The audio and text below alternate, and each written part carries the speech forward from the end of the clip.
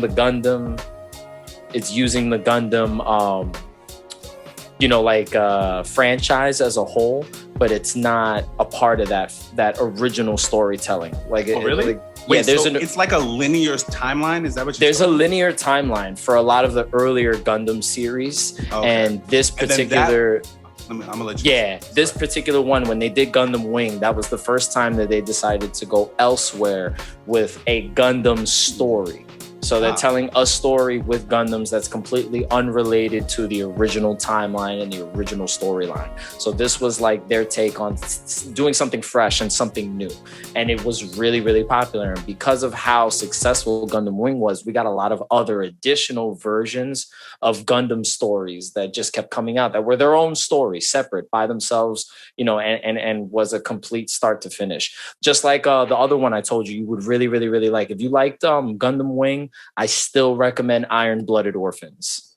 I'm gonna go back because like what I like to do with anime, if I binge, like I told you, bro, I watch it straight. Like I watch it straight. So if I binge it, I needed like a palate cleanser. Like I need something else to like something different. Yeah, so I'm not just like anime crazy in my head. Because it's like if I watch, because I could just watch anime for hours, bro. I could just have it on. Same. Just be watching it, bro. And I'll be a fucking couch potato, bro. I will not leave my couch. But I need like, some. I haven't had a day like that in a long time. Oh my God, bro. The closest I got was last week when I couldn't be a part of the show because I busted my knee playing with my kid in the park. Like I laid down with my leg elevated, just watching all the episodes I missed of this season of My Hero Academia. That was all I was doing. Man, bro. Well, I'm still not caught up.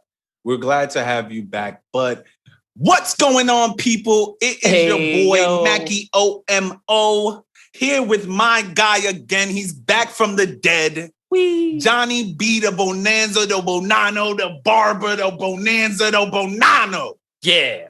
Shit. I kind of heard that drop. I heard the air horns there. And we are the Paradise Podcast. What is going on? Keeping it wavy in paradise. You heard me? So if you're just, I'm sure you're just tuning in because this is the beginning of the podcast. Duh. Yeah, obviously. But we were talking about Gundam Wing because I literally spent this is what I wanted to talk about the last episode, but John wasn't here. So I kind of kept my comments to myself because it wouldn't make sense for me to talk about Gundam Wing without the actual Gundam man here to talk about it with it. You feel me? I appreciate it. I literally spent a week and watched 46 episodes of Gundam Wing and finished it. And with that being said, Gundam Wing has crept into my top 10 list of animes of all time. Hey, look at that. You see how the Gundam train goes? It has crept into my top 10 list. And I'll tell you why right now. Before you give me that explanation, do you feel confident enough to tell me where on your top 10 it falls? Even if it is number 10, like where? It's probably number 10. Where is it? So it just finally like seeped into the bottom of that list. It definitely deserved it. Because could I give you a top 10 off the top of my head right now? I probably could give you one, but not in an order. You can always get back to us with that top 10 because I couldn't give you a top 10 off the top of my head right now. I would really need to write it down. Yeah, I need to think a little bit, but that's fine. So, like I said, I watched it in about a week. Even though I did like it and it is in my top 10, I do have a lot of issues with the show. Okay. Issue number one. Yeah, go for it. I want to know. Raylina. Are you upset with her characterization? Bro. Like the way that she kind of like just is annoying the whole anime? Like, oh my God, bro. She's so annoying the entire time. Like she does not let up on being annoying. And literally there were some episodes where they would literally just show her saying, Hero, Hero, Hero. Yeah. That's all she would say. She's remember, this is an older anime, and it was very common to have the female damsel in distress kind of character there. You know, the Princess Peach character, always in some shit. That's another thing. She reminded me of Princess Peach. Yeah, she does. I may have hated her character. She was very, very noble. There were like a lot of times where she's got a good heart. Yeah, just annoying. Just annoying as shit. Just annoying. But there were a lot of times where she could have been like, no, I'm going to go to war with these people because I have the technology and the people that will back me to go to war. And she still said no. She was trying to do the peace thing. And I can commend her for that. Because it goes back to her family lineage that she finally becomes aware of in the show. Mm-hmm. You know, and she's able to explore that part of her heritage and stay kind of true to it, which is interesting. It on paper, you know, really, really, really good characterization. They just don't do a whole lot of justice to the character while you're watching the anime. Because her character was so like, it was like her character was unique because she was very important to the story, but she really didn't say anything. I'm like, yes and no. Not even say some moments, you know, she's got like great ideas, or she's motivating the characters. She's pushing the story along in different conversations. She's definitely doing shit, but nothing too, you know, extravagant or important, or at least to the magnitude of what the 5 Gundam pilots are doing in the show. She's not out there in the battlefield like they are. But she don't even have to. She doesn't have to be. She's not supposed to be. That's not her character. Just for an example, right? Padme from Star Wars. Okay, I'm good with this example. That's why I said it, because for her, I felt like Gundam could have done what Star Wars did for Padme. They could have, because like, Padme was bad as hell. Badass. Like, yeah. Besides the fact that she was actually fighting in some of these wars. Yeah. She would put her foot down. She would go up to the chancellor's office, or not the chancellor, but she would, like, anytime something would go wrong in the Senate, she was the one that was trying to push peace and push the fighting to stop. And I thought that was very commendable. That's kind of, I like that from like women. She uses her platform very well. Like she tries anything and everything in her power to kind of get what it is that she's trying to do accomplished. Exactly. So it makes her character very independent and very strong. Like she doesn't need Anakin for a lot of what's going on, but you know, Anakin plays that I'm going to rescue you when shit goes south anyway. Yeah. And Hero could have been that kind of character in comparison. You know, like he could have been you don't really need my help, but I'm going to help you out because I'll be damned. Yeah. You know, like something like that. Would have been nice. We're going to keep on the women now because I'm kind of done with Relina, but we're going to keep on the women of Gundam. So, okay.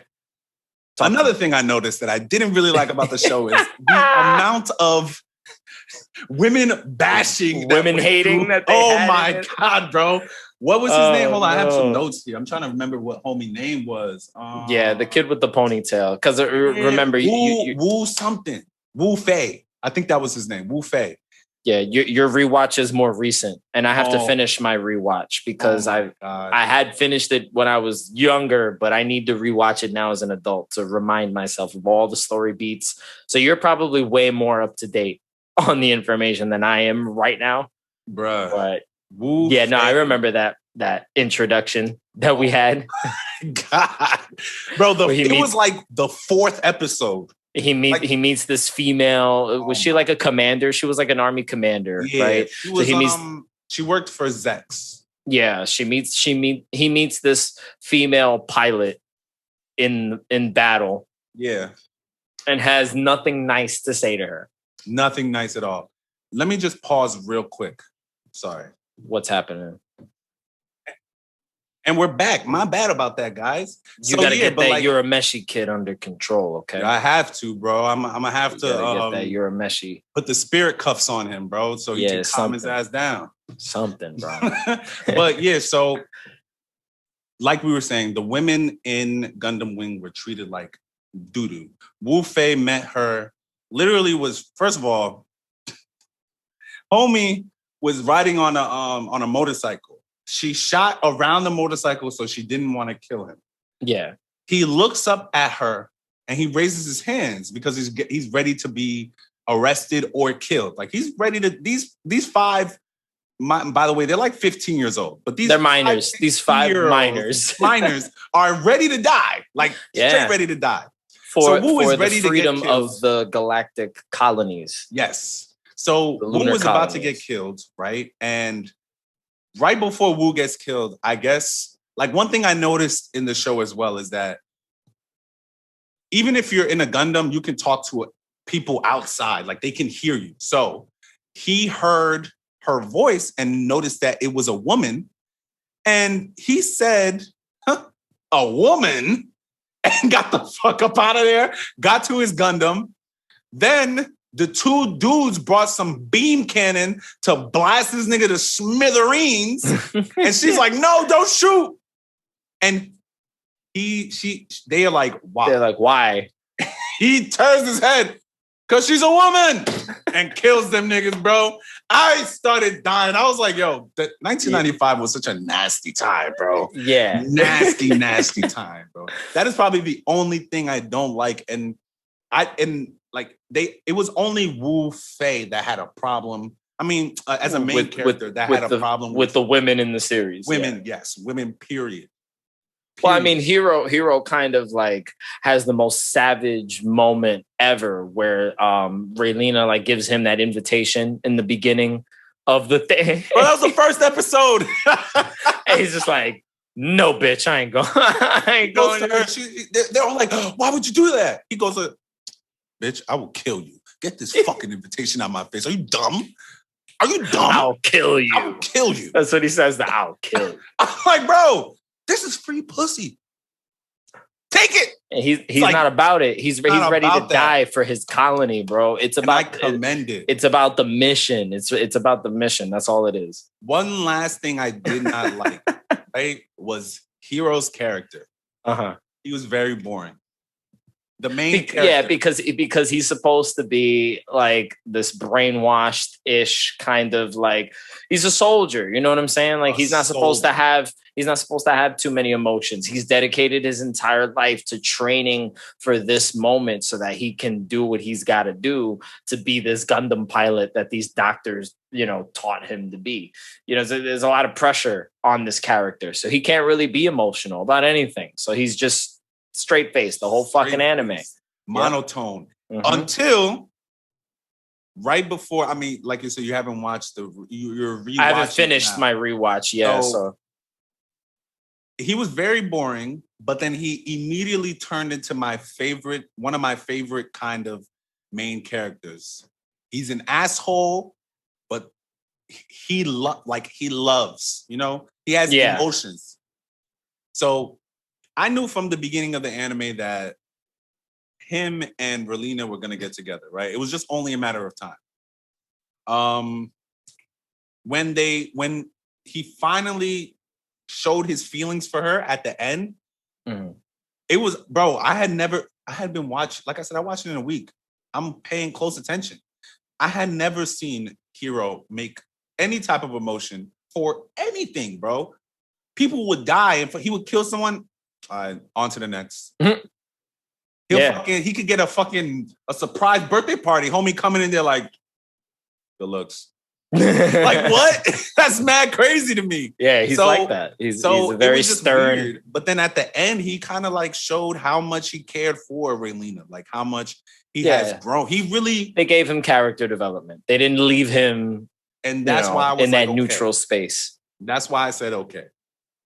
Who else didn't I like? I didn't like Duo because I felt like Duo was like they gave him the Jet Li outfit, but he was like super American, and it was just kind of weird and corny for me.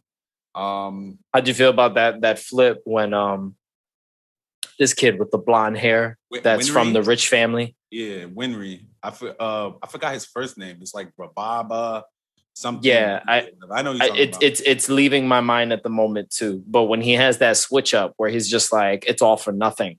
He goes crazy, right? Yeah, and he snaps. And that shit was probably the hardest And it shows you, like, obviously this is a fictitious story of giant mechs fighting each other in space, but it's supposed to tell you the effects of war. Yes. On people's psychology.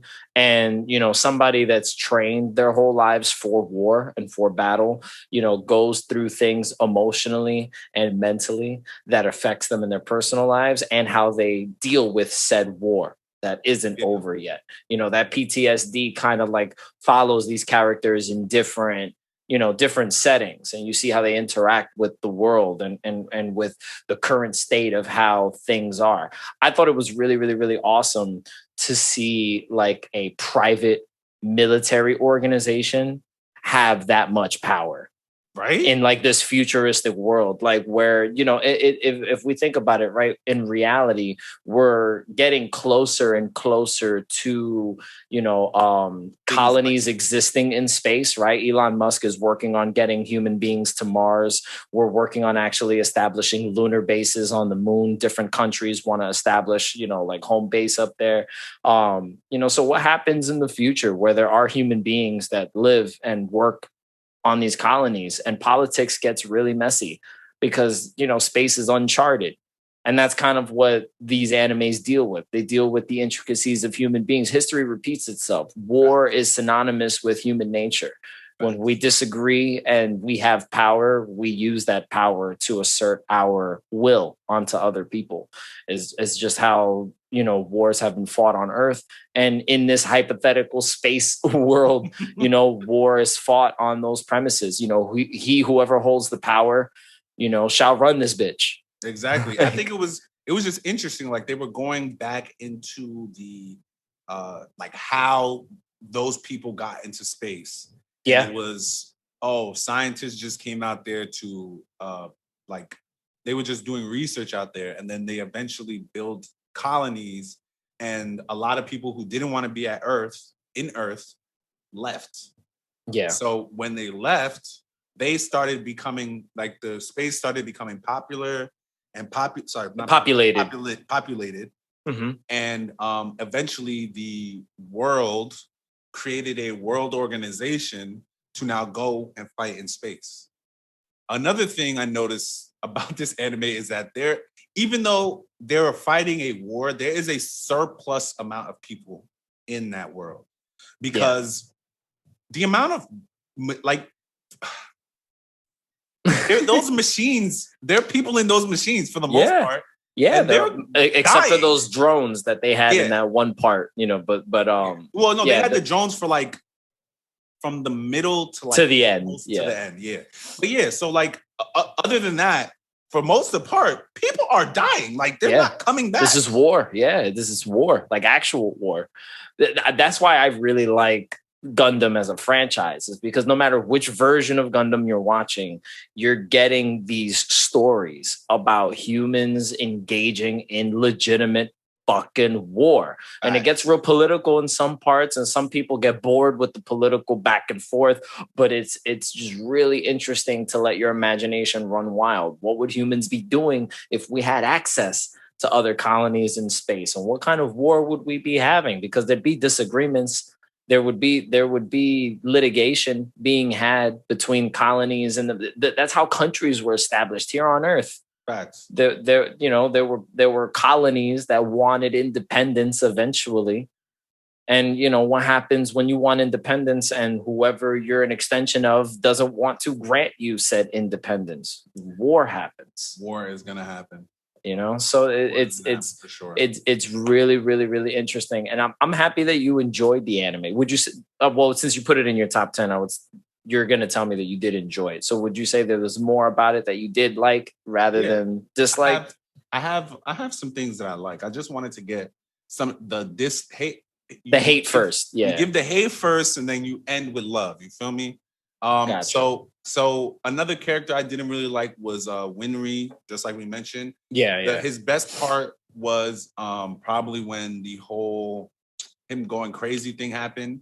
But I really do feel like he was actually the chosen one, not Hero, because he had the best mastery of Gundam Zero, which is the Gundam that allows you to lose inhibitants, and like you won't be self-conscious, you won't have any fear of anything, you won't even have fear of death. You just know to fight, and Gundam Zero will make sure that you will not lose. Yeah. So he had the best mastery of it because he was able to use the Gundam Zero to be a commander and help the other Gundams figure out what strategies to use to fight their opponents. So I felt like if I were to rank the Gundam fighters in weakest to strongest, I would have to put Winry at least at 3. And that's only because of Hero and Wu Fei. Yeah. Because those two are, they're very combat savvy. They're with the hands. Yeah, and very combat savvy. Duo, like because I was really doing a ranking in my head, and I was trying to make a case to put Duo at 3rd, but he got beat up too many times. He got washed too many times. And it's funny because his Gundam had like cloaking or camouflage ability. Like it was very equipped with like being sneaky and showing up at the last moment, because his thing was like the Death Scythe. I think that was the name. Yeah. So the black like one, the Grim Reaper. the black and white Gundam with the scythe. Yeah. Yes, he was like the Grim Reaper or whatever. So another person so all right, I'm done with the people that I didn't like. I already said Wu Fei was a woman hater, but another character I liked was Zex. I thought that it's funny that like he was cool little anti-hero there. Yeah, bro, he was the opponent the whole thing, bro. The whole thing.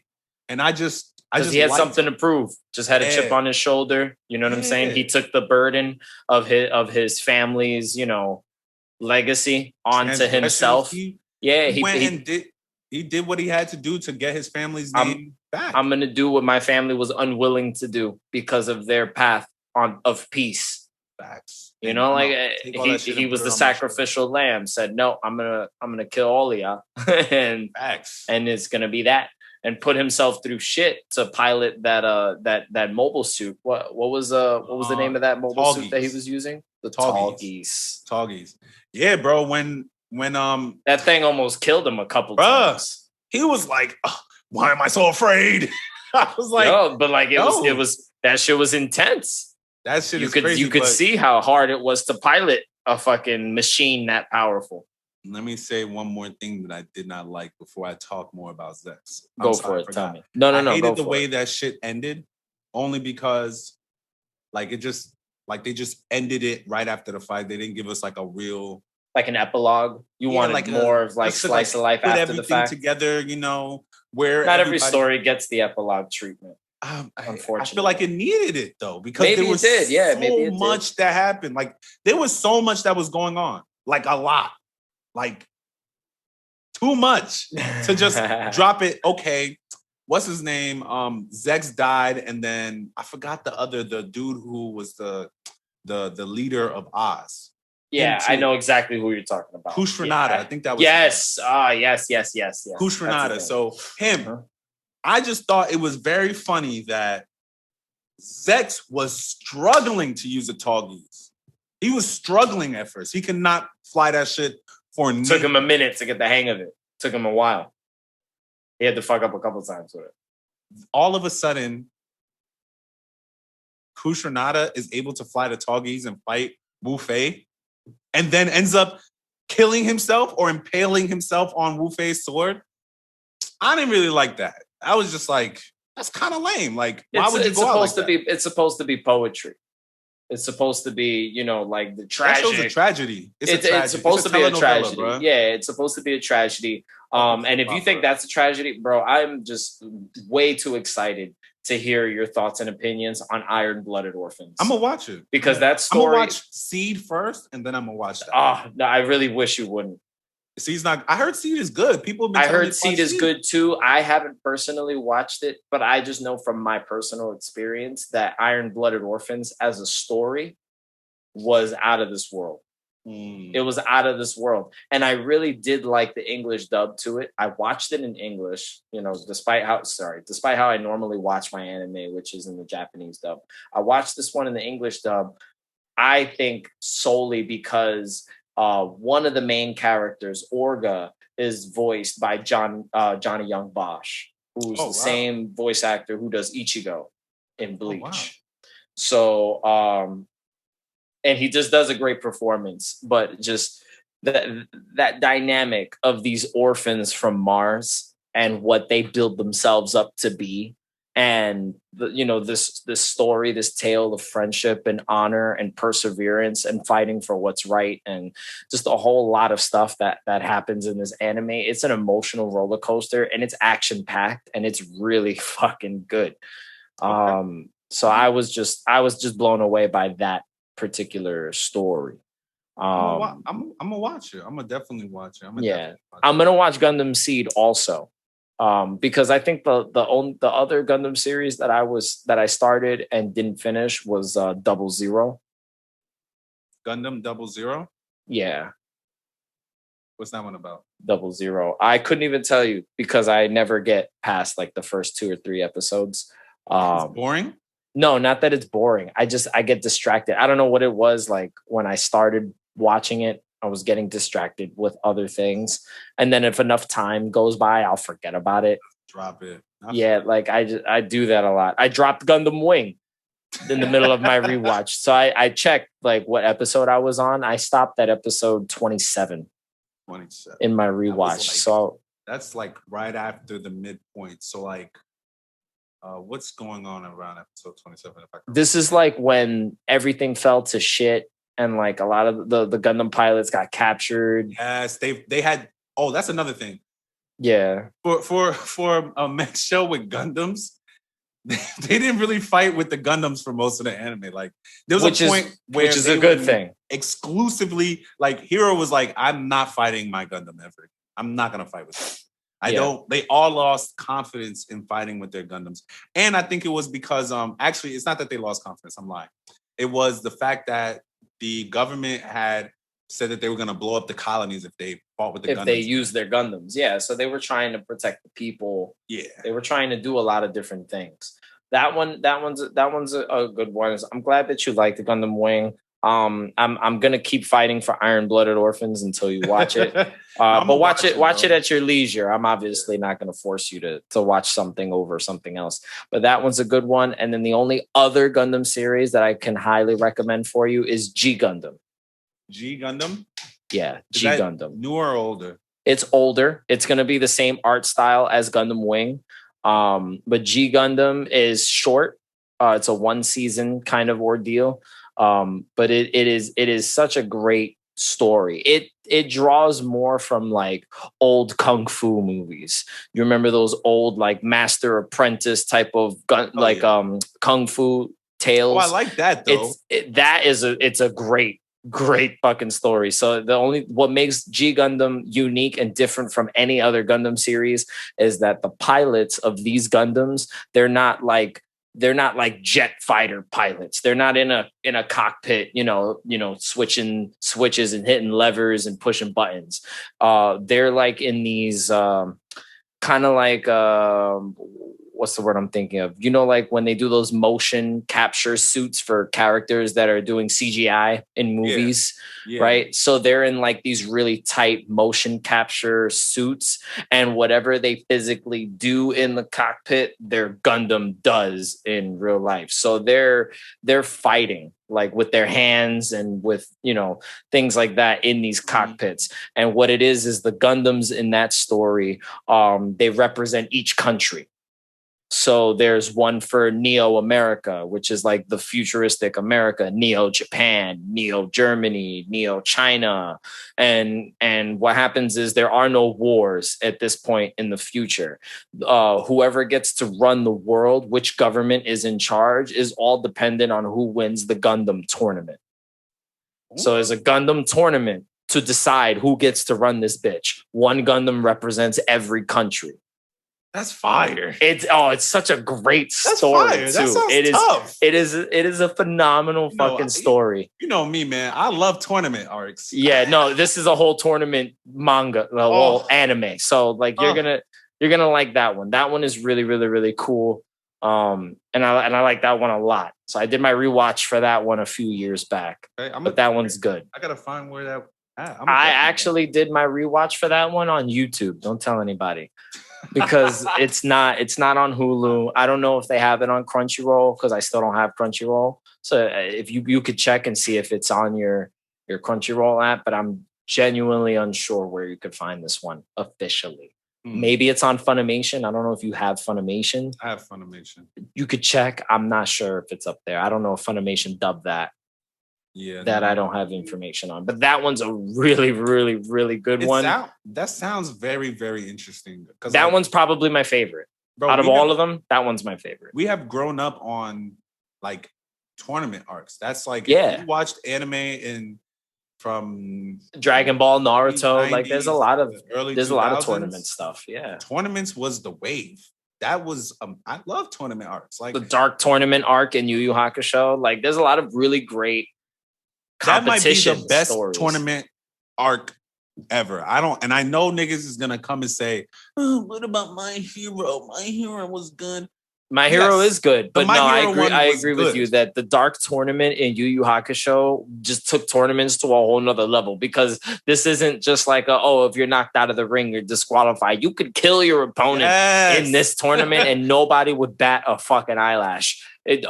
Scrape him off the field because we got to start the next fucking fight. They would literally break the fucking ring and have some huge motherfucker come in and bring another ring for them. Like that's the type of shit I want to see. You feel me? I want to. Or even when they do the demon tournament. Oh my! In season 4 of Yu Yu Hakusho, the demon tournament is fucking fire. Come on, but the dark tournament is still the best one in my opinion. The dark tournament. Demon tournament was the demon tournament. The dark tournament is probably if it wasn't for the dark tournament, we would not have tournaments in anime at all. One. And I know that's people a bold are also statement. Going to say, oh, bro, I honestly believe that because while, yes, Dragon Ball was like the first place for tournaments and the Tenkaichi Budokai. Yeah, of course.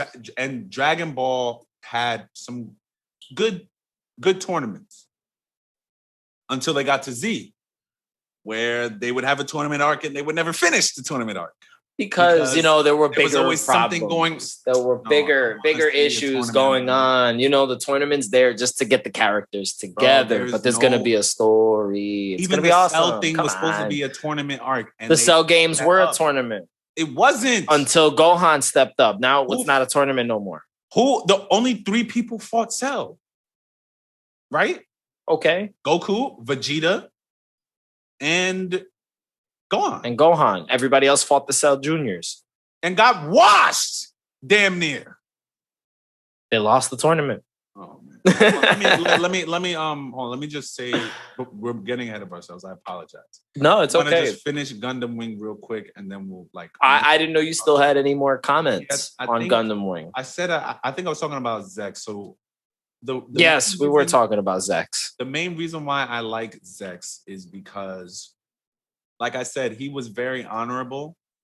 And he was probably like, if I were to make a movie today and to make a movie about like with an anti-hero, I'm basing my anti-hero off of him.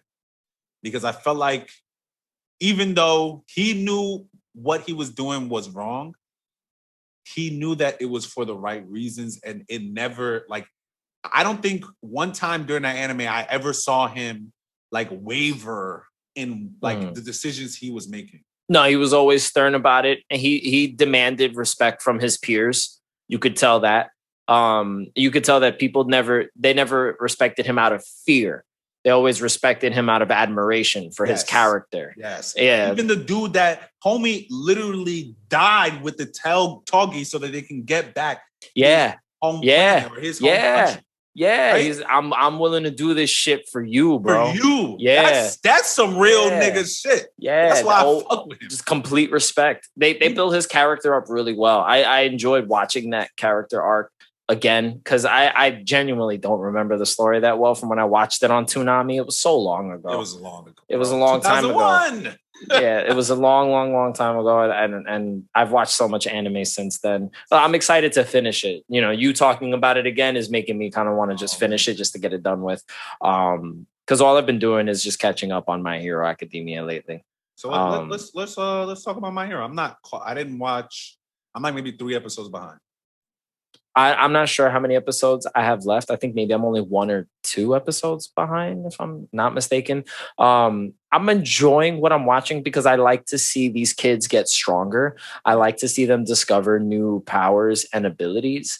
But this particular arc is just moving a little bit too slow for my liking, only because the last season has such a really large conflict, and I understand now they're padding it out with this tournament arc, if you want to call it a tournament arc. You could kind of call it a tournament arc, class A versus class B, kind of like, we're going to see what the fuck you guys learned this whole time. But I don't know, I'm waiting for a bigger conflict. Like we had Deku's experience in the beginning of this season where he saw the vestiges of All for One. Yeah. Or what is it? No, one. It's One for All, right?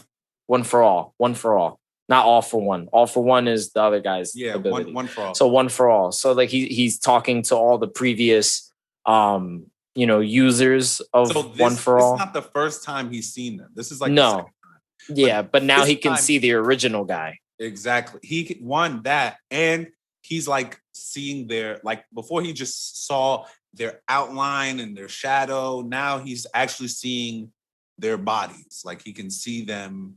And I thought that was pretty cool because it's like, I didn't think that there was more else that they could tell us about All Might and his power. I've been waiting for a little bit more, because there's a lot that's still, at least for anime watchers. I know there's manga readers out there that are probably like, you guys are way behind. Cool. I understand. Yeah. And I'm sorry I'm so behind.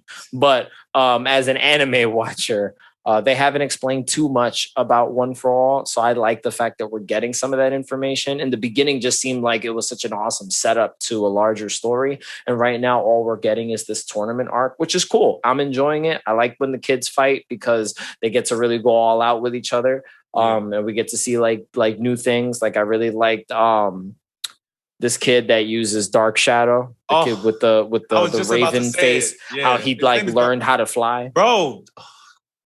Bro, like, stuff like that is like, really cool. I'm enjoying it. I'm enjoying it. When I saw that shit, I was like, he figured it out. Bro. He figured it the fuck out. I was screaming in my room. I was like, yo, this shit is hard, bro. He literally learned how to fly. That's tough. Yeah. And it was dope. Like that interaction, those flashbacks with Hawks. Oh. And stuff like it, which is interesting, and I'm here for it. I'm down for it. I like it. I'm enjoying it. I'm just waiting for shit to hit the fan already. I guess I'm just being a little impatient about it, but I'm waiting for the bigger story beats. Like I want to know what's going on with the Nomus. We got that one fight, where Endeavor fights the Nomu and all that other stuff, and then we haven't gotten the updates yet. Like I want to see what else is happening with the League of Villains. Like I want to see like where they're going with some of these story beats. That's all. So one thing I will tell you is that you're getting ahead of yourself, because from what I've heard from people who read the manga, that is actually going to happen soon. Okay, cool. So I guess I'm just being impatient for it. Yes, you're being a little impatient. I like the fact that we're doing this like you said, tournament style, because just like you said, it's showing us the abilities. I mean, we kind of knew the abilities of Class 1A, but we never knew we saw some of the abilities of Class 1B. From the sports festival. Yeah, but this right now is totally different. The dude that can go through shadows. Yeah, that was cool. He can control Dark Shadow. Now, imagine they're fighting a villain and Dark Shadow gets weak. All he has to do is go inside. He's a power boost for Dark Shadow. He was even saying when they were talking to each other, we're brothers in darkness. We're brothers in the shadow or whatever. Yeah. We're more alike than we are different. Yeah. So I just think like, just little things like that. Or the dude that made a whole prison by just blowing on niggas. Oh, where he's got where he put this kid that could read minds or control minds. He put him in the cube you're talking about. Yeah. I think it's like an air, like he can make air solid or something like that. Yeah, and even the dude that can reminds or not reminds, he can brainwash. Even him, bro. I think he like his character development is dope. Like when Yeah. we first saw him, he looked like some crazy madman that was ready to kill Deku. And now he's over here making friends and trying to be like a regular human in the society. So I'm being patient. Like I'm enjoying the ride right now. Because Yeah. I really do feel like once they're done with this tournament arc that you're talking about, Yeah. shit is gonna hit the fan. I already know that because they've already told us that Hawk is and oh damn, you know we haven't done this episode at all. We haven't said A spoiler warning. Yeah. But fuck you guys. Well, If I you mean, ain't seen Gundam. it We've by been now- talking about Gundam Wing, which is an anime from 1995. So yeah, hopefully they got the hint. But yeah, I mean, spoilers for the current season of My Hero Academia. If you're behind, I apologize. But yeah, we're gonna continue talking about what's happening in the world of My Hero. Yeah, so I mean, I just think it's cool. Like I think the pacing, how they do, because I was actually watching a video that I saw on TikTok. I don't remember the TikToker's name, but someone was making an argument for that battle shonens are done, or at least the way that we know battle shonens are done, where it's weekly episodes. Yeah, elaborate. I kind of want to hear this position. So he was basically saying the fact that how battle shonens have been in the past, like Naruto, One Piece, Dragon Ball Z, weekly episodes, no real seasons, no real pacing.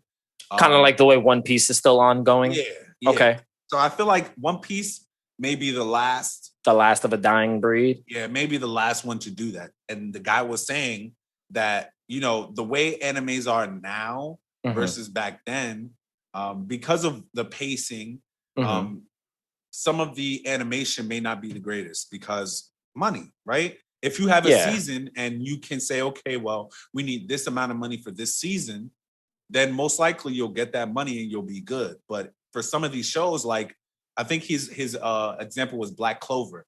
He said a lot of people, which I wasn't a fan of.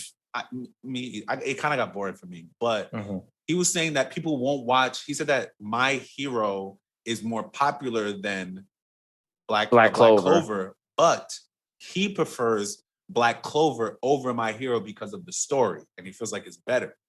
And from what he was saying is that people don't want to watch Black Clover because of the animation, and that was what. That's not the reason why I stopped watching, though. I guess I understand where this person's position is, but well, he was basically saying that the way, because how all these animations or not all these animes are now with seasons, they have the money for production. Like we can maybe not use too much anime production on this episode because we don't have too many action scenes, but the action scenes for other episodes, or the episodes that we do have the action scenes, that's where we're gonna put most of the money for our for this show. And he was just basically saying, like, yo, the way that's the olden way of how some of these animes are is soon to be extinct. That we're no longer gonna get weekly anime. We're gonna get seasons, because that's how all the animes are coming out now anyway. Seasonal. I mean, only Netflix animes really, though, because like everything else is still in syndication. Like we're getting these things week to week. Like Attack on Titan, we get it week to week. My Hero, we get it week to week. It was a season though. Yeah, but they've released one episode a week. One Piece has not stopped. Like they'll go on a break for like a week or two, just so that they don't catch up to the anime or to the manga. That's what I mean. Like. How there's season 1, I mean, now they put season 1, season 2. Like if you go on Funimation, there's season 1, season 2, season 3, up to season 14 of One Piece. But there's no real seasons. It's like more. The story is just continuous. Continuous. It's just arcs that are dividing them. So instead with like My Hero, with Attack on Titan, with Demon Slayer, there's season 1, season 2, season 3, things like that. Yeah. And with the seasons, it gives them the ability to budget their money correctly and spend it right on animation. And Yeah, I can weekly see animation, if it's weekly animation, they may not have the money. Just like when the other episode when Danny was complaining about the animation on Invincible. Oh yeah, yeah, I yeah. think that they only really used the money for the animation for the first and the last episode. That a lot of the animation for the middle episodes, like some of the mouthing wasn't right, and it just looked like they didn't really spend too much money because there was no real important action scene. Well, this was a pilot season. Also, this was like Amazon testing the waters with how viewers would respond to a comic book, cartoon story like this, and it did really well. And I think it did well because of everybody's experience with the boys.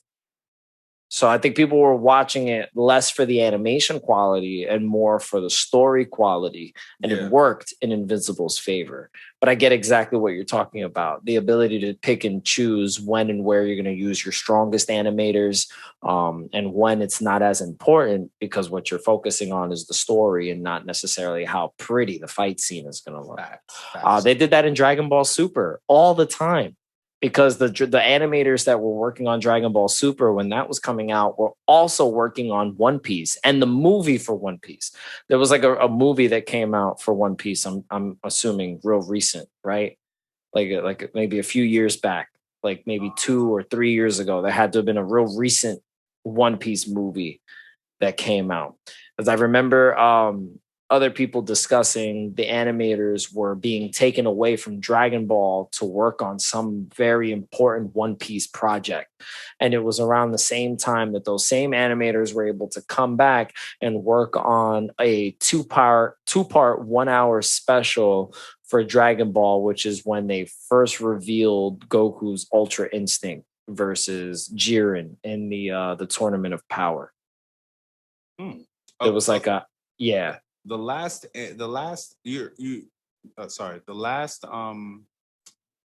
anime to come out, or the last movie to come out for One Piece was One Piece Stampede. That was in 2019. Yeah, so it had to be that. Yeah, it had to be that. You said it was around Super, right? Yeah, it was during the same time that Super was on the air. Okay. That's exactly what it was, because Super's been done for like 2 years already. Yeah, so it must have been Stampede. Okay. Yeah, so it had so those animators that did that movie, they were at the same time going back and forth, working on Super and working on One Piece. So like, there's only a handful of like these real top tier animators in Japan that are like every company's go-to, like we want to hire you to do X, Y, and Z. And they're always overworked. All of these individuals are overworked. I can imagine. We're gonna get the One Piece animators, bro. Yeah. I'm sure they haven't gotten a break in over 20 years. Well, they cycle, you know what I'm saying? They cycle animators and they get new faces in to work on things. So there's always going to be instances where we get some animation that doesn't look, crispy crisp. Yeah, but I don't know, bro. One thing I will say, I know you're never going to watch One Piece because I might. It'll make you feel better that Xbox gave away the first season of One Piece like back in March. So really? I have the first season on my Xbox just waiting there, so I can watch it and just get an idea for it. I'm gonna tell you this first season. I'm gonna tell you this right now, right? If you do not want to watch, and this is for the viewers too, if you do not want to watch all 900 plus episodes of Naruto to catch up. Of Naruto or One Piece? Of One Piece. What is going on today? If you do not want to watch all 900 plus episodes of One Piece and you really want to catch up, there is a simple way to do this. There are movies. And they summarize like seasons? Summarize literal arcs for you. And really? I believe the last one, I think takes you to like episode 300, 400 around there. So now and by that time, One Piece is already the greatest by then. You're going to be interested. So you won't want to put it down then. I will put it in because I don't remember them all off the top of my head, but I know there's like 7 or 8 movies that you can literally watch. They're like an hour and a half.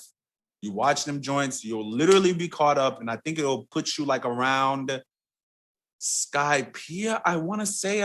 I could be wrong, but I know, like I said, there are episodes. So I know one of them is One Piece, the movie, that literally takes up the first whole part of One Piece. You get Zoro, Nami, and Usopp all in that movie. Okay. Then after that, there's one for Chopper, which is another character that you get on the team.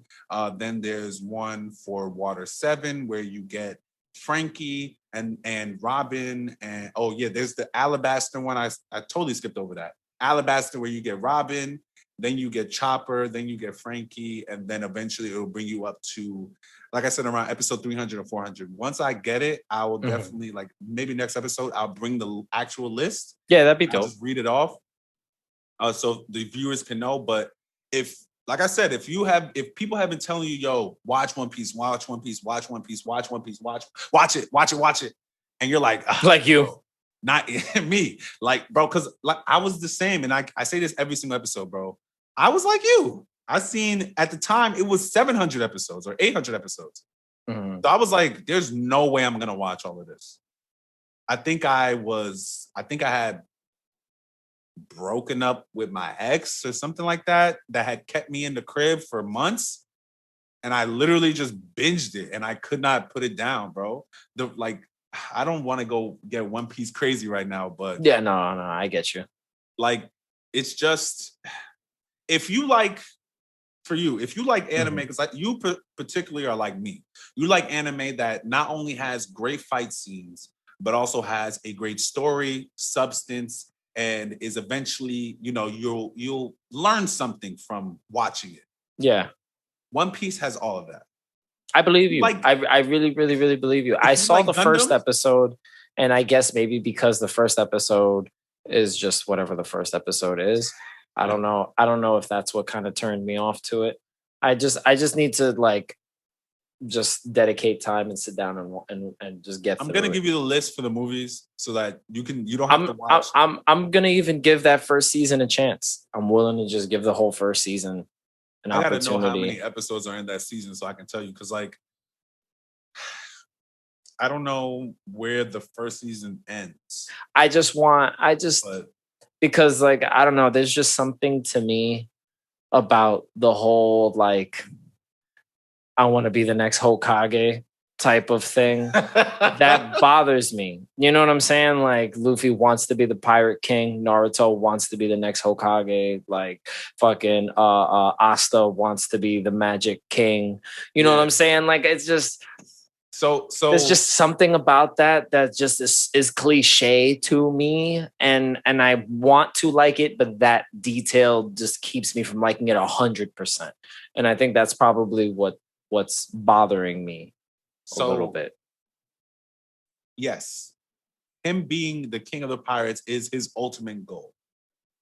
Yeah, but, and I'm assuming that even now, up till these 900 episodes, he has not become the Pirate King yet. No, he's nowhere close. So you know what I'm saying? That's the end game of the story. And to me, but that's not it. That's what I'm saying.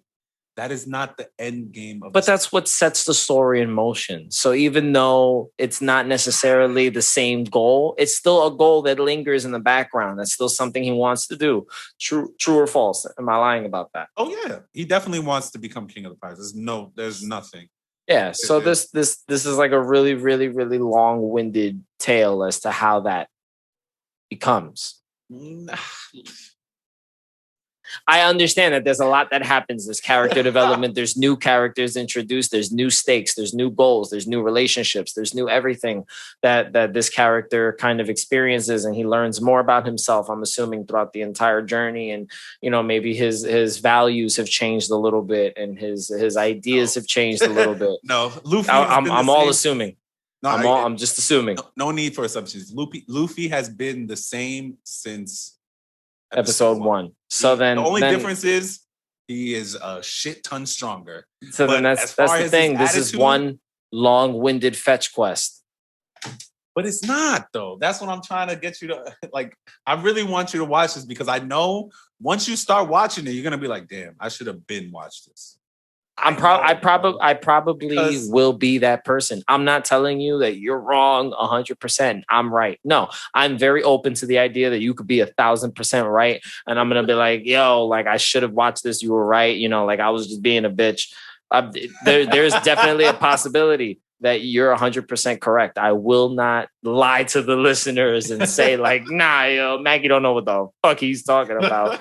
I am not watching this 1,000 episode bullshit. Like, nah, I'm gonna eventually dive into it. It's not gonna finish because I gotta do that, and then I'm still, you know, like I still gotta do a rewatch on Naruto because I never even got to Shippuden when I was younger. I stopped in regular Naruto. Like you don't, but I do because those are supposed to be the main staples of like modern anime. Like those are the big three. The big three is Dragon Ball, One Piece, Naruto. No, that's the big three. That's not the big three. So then who's the big three?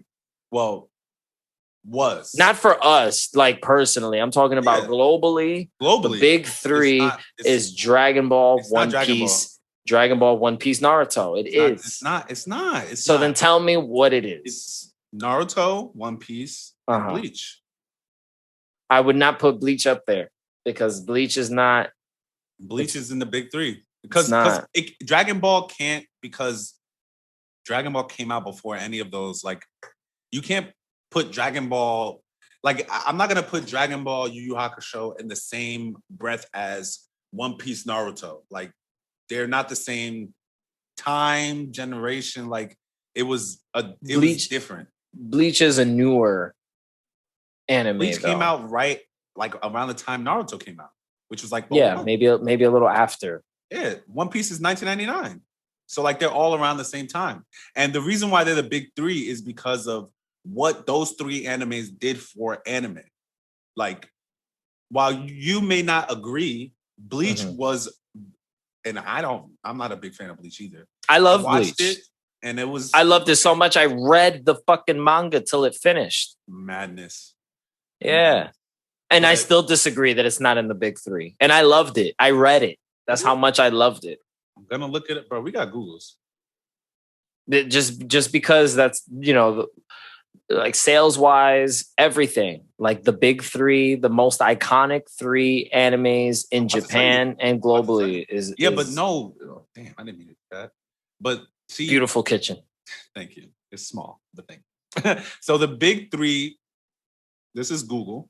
The big three refers to three very long and very popular anime. Naruto, Bleach, and One Piece. The big three was a term used to describe the three most popular running series during the golden age in Jump. Okay. So I guess because Dragon Ball was completed in 1997. That's the reason why. Dragon Ball can't be in the big three, unfortunately. Because while, yes, of course, Dragon Ball is going to do numbers, these three anime didn't exceed what Dragon Ball did, but they definitely made their name. And they made a stamp in the industry. Which I agree. I personally just didn't put Bleach in that category because of Dragon Ball. Because in my mind, you know, when you think about like the biggest in anime, like you have to give Dragon Ball that credit. Of course. But that's the reason why I choose to exclude Dragon Ball from the conversation when I talk about like favorite animes, because I almost feel like it's a given. So since that's a given, but it may not be a given to others. That's the only true. Why I would. But it's a given for me. I would never tell you to like exclude that from what you're saying. But I did see something else here that there is a big four, but this was made in 2020. And the big four includes Dragon Ball, One Piece, Naruto, and Bleach.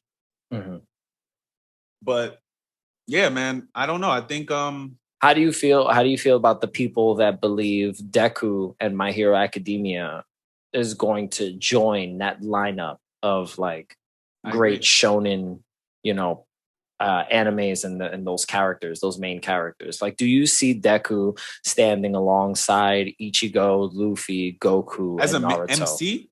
As a main character, yeah. Like, does he stand beside them well, in your opinion? So Deku is a very, very interesting main character because he's not like the traditional main character that we've come to know and love and grow. I mean, you know, he's grow and love. selfless. He's selfless. He's intelligent. You know, like None he's of got our main characters were. I mean, the big three main characters weren't intelligent. Goku's not intelligent. He's just strong as shit. Goku's an intelligent martial artist. He's Okay. not intelligent socially. Okay. But when it comes to martial arts, he's a very, very Yes. intelligent fighter. Yes. Okay. That's the extent of Goku's intelligence. Okay. If you're saying that, like in fighting intelligence, then yes. Yeah. But I think we need to give Deku more time. I feel like he's obviously the youngest right now because his story's still developing. Yeah, right? I feel like we're gonna get like a time skip where they're gonna be a little bit older, and then I can't wait. I can't wait to see them graduate high school, which I don't think we're gonna get. Like, I think the story's gonna finish, and they're still gonna be high school kids. You know, obviously there might be manga readers that are gonna be like, no, obviously there's a time skip. You haven't read it yet. I don't think that. But that's the thing. I think like because My Hero is such a big anime, like. And My Hero is a big anime that people who don't watch anime know about My Hero. Like just yes like and no, yeah. People who don't watch anime know about Goku or know about Naruto. Yeah. You know? So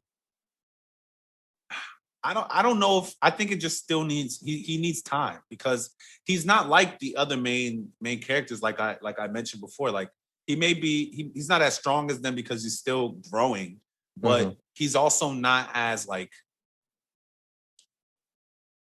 he's not as not fearful. What's the word I wanted to use? He's not fearsome. Like he's not as ferocious because he hasn't had enough time to get to those levels, those galaxy busting levels that Goku and Luffy are on, and even Ichigo, you know, has opened up new hollow powers and different abilities throughout his run.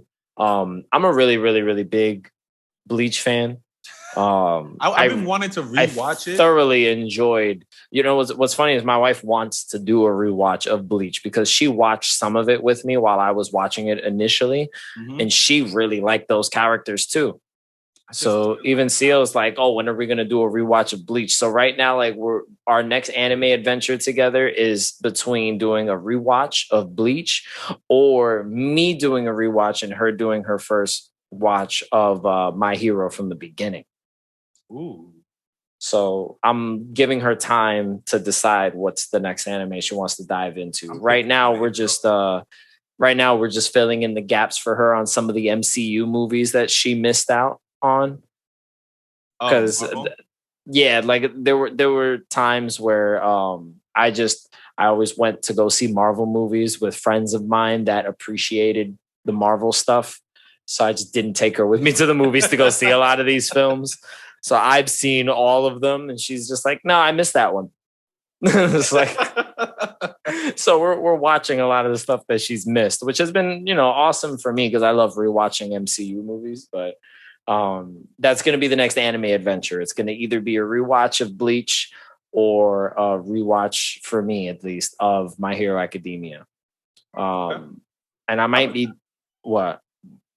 My Hero. Yeah, like I told her that she's gonna really like My Hero just because of, you know, the storytelling in that anime is just, you know, brilliant. You know, they just tell great stories. The character development is there, and the pacing is usually perfect, except for my frustrations with this current season. Bro, but yeah, I'm excited for that. Man. You're just being. It's fine. It's great. I'm enjoying the fights. I like the fights. Yeah, I am.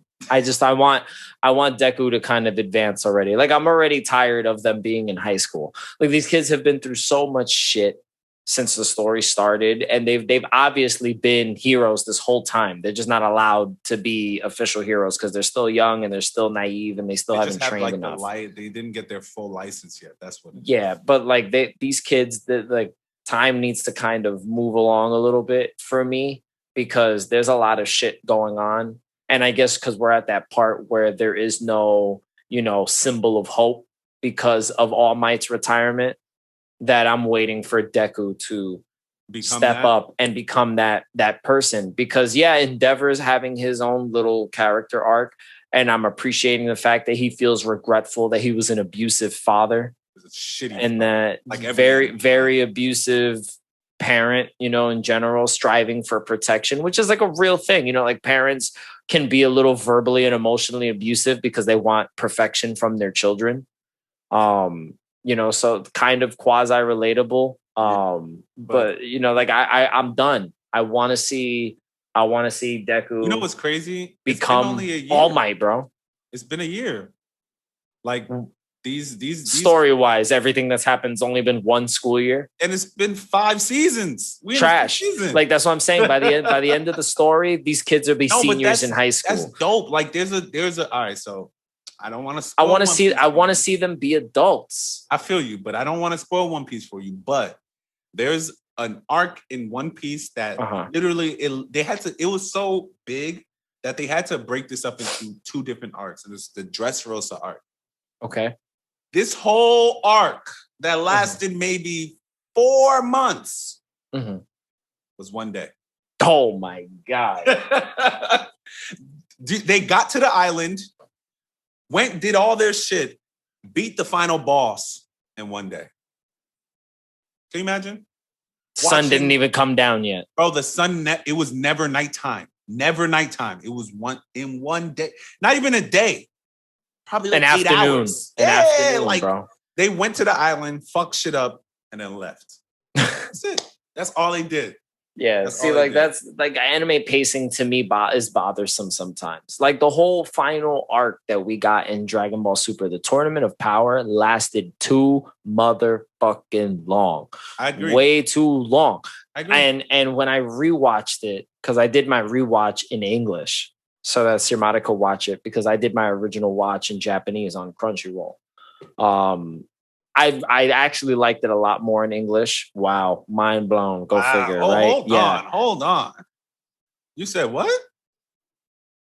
What'd you say? I was waiting for a drop, but I enjoyed this. I enjoyed Dragon Ball Super a lot more in English when I watched it the second time. Thank you. Oh, wow. So I enjoyed it in English just because I felt like those voice actors made the characters a little more serious in some of those scenes. Like especially Sean Schemmel's portrayal of Goku made Goku seem a little bit more serious in certain moments, which I appreciated. So? Yeah, Masako Nozawa still has a very playful Goku, even when he's serious. Huh? No, you really, because I said this a couple episodes ago that I didn't like him in Super. I do though. I like Sean's portrayal of Goku. I like his portrayal of Goku too, because he's been Goku since I was a kid. So yeah, obviously, he was Goku since the Frieza saga. He just sounded, his voice was mad high pitched. I didn't like it when he's happy and stuff. He also does King Kai's voice. Really? Yeah, Sean Schemmel also plays King Kai. I don't know. I just felt like the voices worked for me. I don't know if I liked his voice better than Masako's during the Goku Black arc, but I know during the Tournament of Power, I appreciated his take and his voice acting because it made me enjoy it a little bit more. It made the tournament feel like there was weight to it, like there was some kind of stake there. Yeah. You know what I'm saying? Like I felt like watching the Japanese version, I just felt like they were having a little more fun. And the characters were a little more lighthearted in Japanese. But that's just my take on that particular arc. So watching that arc is just way too much time spent on something that was supposed to be 45 minutes. A 45-minute tournament took the longest time to tell because, I get it. The characters move There's a lot of at people light in speed. there. A lot of fights. There were a lot of good fights, a lot of things are happening all over the arena at the same time, and you can't obviously show everyone's interactions on screen at the same time. You have to break it up and do different episodes of different characters having different fights. I get it. I understand it. It took way too much time, and most of the characters we didn't give a fuck about. Facts. I'm sorry. Those 3 Powerpuff Girls, I could have cared Oh, less. the magical girls from Universe 2, Ribrianne and her cohorts of transformation. Just a waste, bro. Goodness. I mean, they wanted to make fun of the magical girl trope, which I appreciated a little bit, but yeah, just too much time wasted. There's too much, the back and forth and the, this and that. So I don't like when animes do that. So you telling me this One Piece example frustrates me. I don't want so much story to be there and then no time has passed. Don't give me that. Like, I'm cool with time progressing. But that particular arc is one of the better arcs. And I'm not saying it isn't because I haven't watched it. So I can't give an opinion about something I haven't experienced. But this is just at least the idea. No, I just wanted to tell you that so that, I don't want you. And it blows my mind that an entire arc can take place in one day. Like, move the story along. It's okay. Like, move the timeline. I don't like when animes are scared to nudge the timeline. Nudge it. Just accelerate that bitch. Age everybody. I don't care. No, not at One Piece. Not on One Piece, bro. I don't know, bro. Like, because look, Akira Toriyama did something that not a lot of mangakas ever did during that time period, which was age their protagonist, right?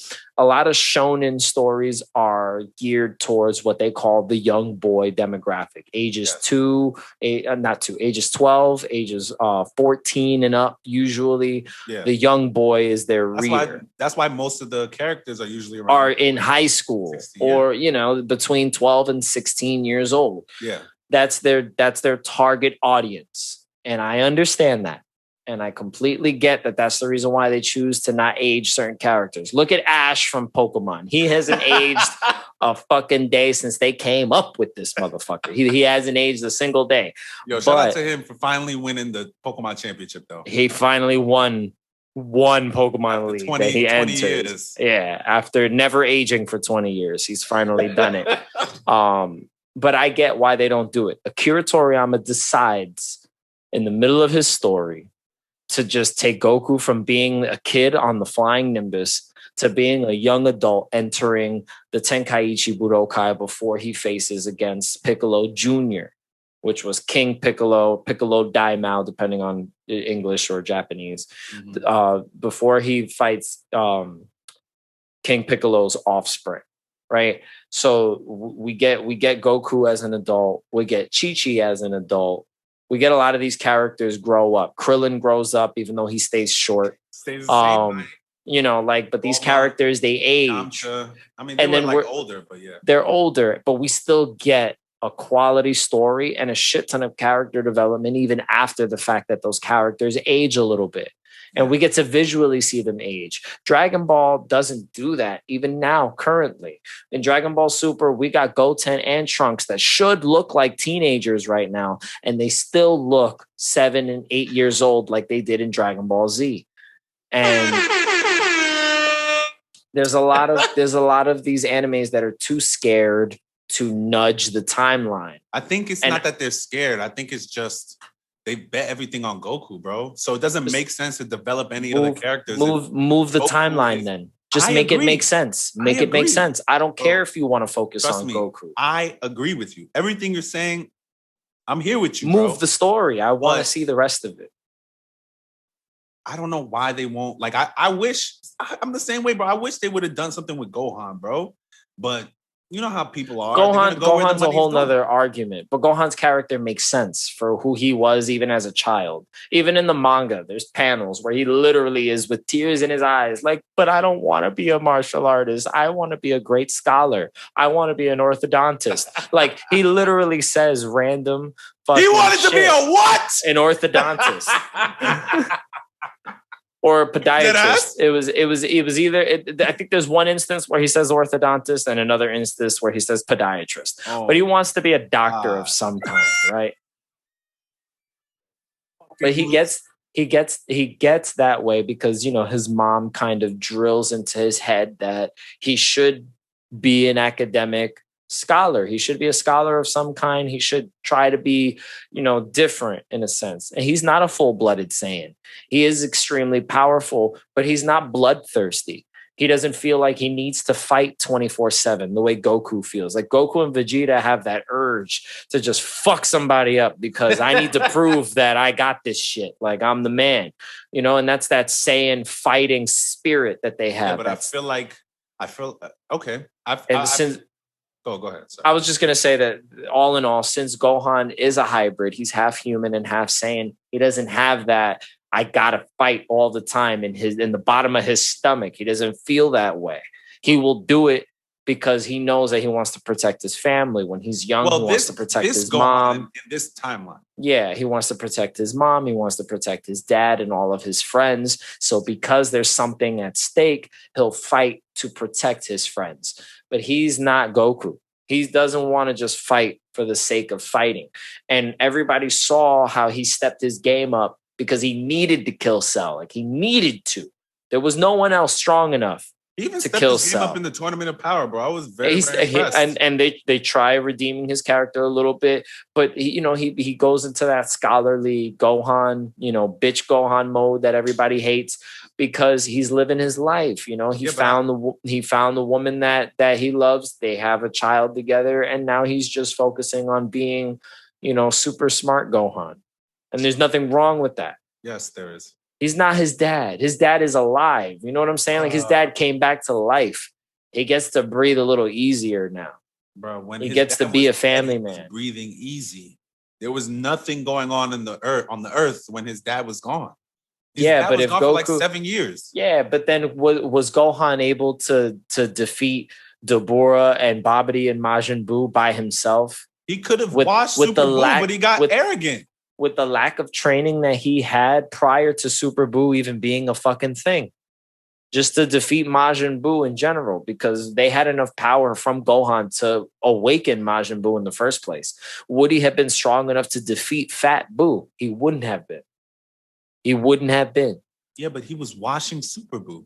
He was watching Super Buu only because they unlocked his hidden potential on the planet of the Kais. Yes. Okay. But that was because they were trying to come up with, well, what the fuck can we do to even the playing field? And Supreme Kai had the idea of using the Z sword. He had no idea Elder Kai was stuck in that shit. He didn't even know. So, we learned that Shin isn't the most capable Supreme Kai at all, like as the story progresses. But if we break it down and we don't have Goku come back from the dead during that arc, we don't know if Gohan would have been strong enough to do it because Vegeta wouldn't have been strong enough to do it. Vegeta killed himself trying to create a blast so large that he would disintegrate Majin Buu, and he still regenerated his body after Vegeta's final destruction. So, I don't know if Gohan wouldn't have been that character even to begin with. There was too much peace before that fight. Yeah. Goku needed to come back to life. Now that Goku's back, Gohan can relax a little bit in the future. Bro. Put on the gloves and get into the gym, my boy. You got. That's just because we want that. But that's not what homie wants for himself. He wants to raise Pan. He wants to be a normal guy. I'm rolling my eyes for people who are listening through their phones. I'm rolling my eyes. Oh my God. Maybe it's the dad and me defending the dad and Gohan. That's what it is, bro. No. But go and fight in these streets. Your daddy was a gangster. You gotta be a gangster too. That's not true. I don't gotta be like my father. I'm not saying you. I'm talking about him. In general. Who says I have to be like stronger that? That's like somebody saying you're supposed to be like your pops. I am. Pops or Gomo. I am. Come on, bro. It's annoying, bro. I'll be peeping shit and I'm like, yo, so my dad does the same shit, bro. No, bro. No. But you don't got to follow in his footsteps. You don't got to do what he does. Very true. But you know what I'm saying? Like, you're your own person. But the difference between me and Gohan, my dad's not a fucking Saiyan god. Like, Come on, son. You really, really need to go fucking to the gym, my boy. I don't want to hear no more excuses from this nigga on, oh, Pan this. Bro, Pan is like 10 now, bro. She's old enough to take care of herself. Not in Super. She's still a baby in Super. She's still a baby in Super? GT doesn't happen. Oh, yeah, I forgot. GT don't count. GT doesn't so in happen. Super, she's a baby. Okay. She's a baby. She's, you know. Still an infant. She flew into outer space as an infant with Emperor Pilaf dangling from her ankle. You know what I'm saying? Like, she's still a baby. She's still like, a little girl. Quarter Saiyan? She's a quarter Saiyan, yeah. But she was flying before Gohan. Yeah. She's that strong. Because in the guidebooks, right, they break it down. They tell you that Saiyan hybrids have more latent potential than full-blooded Saiyans. It's just a part of their physiology. That's why Goten and Trunks were born without tails, and why they could turn Super Saiyan at an early age. They have... Yeah, I remember Gohan trying to teach him how to turn Super Saiyan. Oh, he was like, oh, like this? Boom! And he just knew. And he turned Super Saiyan sparring with his mom. He was fighting Chi-Chi. Chi-Chi was teaching him how to fight because Chi-Chi was a martial artist. Yes, she was. So you're telling me that go. But that's my point, right? Them niggas are supposed to be like the kids of Saiyans, especially when they have with humans. Yeah. They're supposed to be stronger than their parents. But they're still their own person. Just because you are potentially stronger doesn't mean to fight. The Goten usually wants to fight, but Chi-Chi isn't about it. And the way they've written Chi-Chi and Goten in Dragon Ball Super is Chi-Chi's going to keep Goten from being that character, period. They won't even let Goten grow up, like appearance-wise. Like physically, he hasn't grown up since Z. The same age, yeah. And he's supposed to be like 14. By now. Yeah. And he still looks 7. Goten. He still looks like 7-year-old Goten from Z. But time has passed. They're supposed to be like 13 and 14 already, or even 14 and 16 or something like that. And Trunks and Goten still look like kids. So that's what bothers me. So, you know, I guess all in all, because we deviated from our original conversation. I totally forgot what we were talking about. I was asking you if Deku stands next to Goku and Ichigo and Luffy and Naruto. And because Deku is still a kid, we don't know enough about his character to know if he really will walk alongside those other characters. Like, I don't think we hold him in the same regard. Naruto was a kid up until the end of Shippuden. Yeah, but now we have like adult Naruto in Boruto and stuff like that. Yeah, but that's what I'm saying. Like he was the guy before what do you call it? All right, so this is actually why I think that Deku still needs time, is because all of the main characters that we love and know, like I said before, they're ready to fight whenever it's time. They're not even gonna think. They're just gonna go fight. While Deku had shown instances of this when he ran and saved Bakugo from that sludge monster or whatever. Yeah. He's still hesitant. He still has to think. Luffy, I don't even want to, bro. If Luffy sees a problem, bro, he's walking straight up. He's stretching his hands right to the altercation. He's like, yo, you want these hands?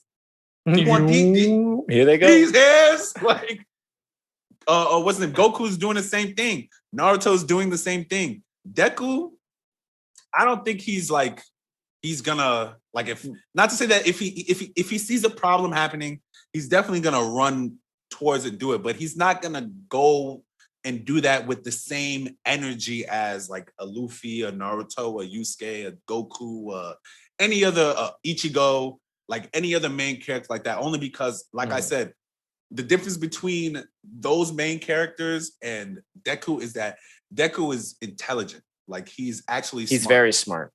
Very, very smart. He needed his intelligence because it got him to where he was. He didn't have a quirk. Exactly. He didn't have powers at all.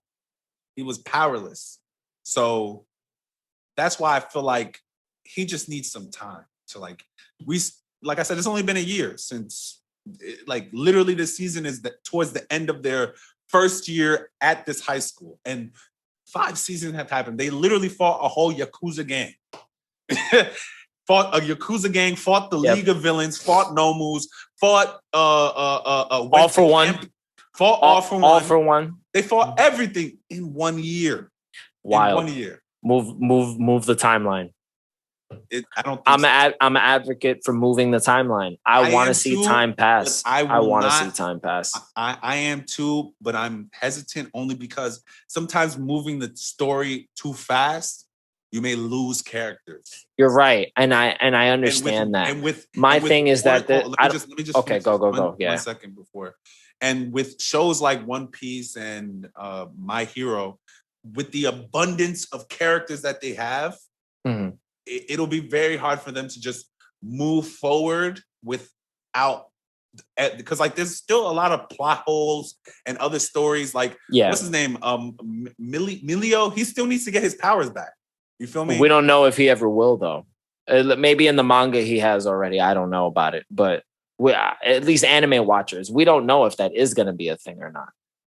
If he's going to get, that's what I'm saying. I mean, it looks as though he's going to. Yeah, they're alluding to him eventually getting his powers back, but like we don't know if he is. But that's the thing is like I'm cool with the exact same amount of time that the arcs have been taking to tell their stories and the character development we've been taking, but I want to see the timeline move faster. So like all of the same things can happen, but does it all have to happen in 1 year? Like could they already be in their next year of high school and things be happening to them? They're learning new things. They're going through these little mini tournament arcs and stuff like that. Like can time move by so that we can get less time of them, I guess, as kids, and then more time of like a more serious story? I guess maybe I'm just like, I'm waiting for more serious content and less like childish humor, but I got to understand that I'm not their target demographic.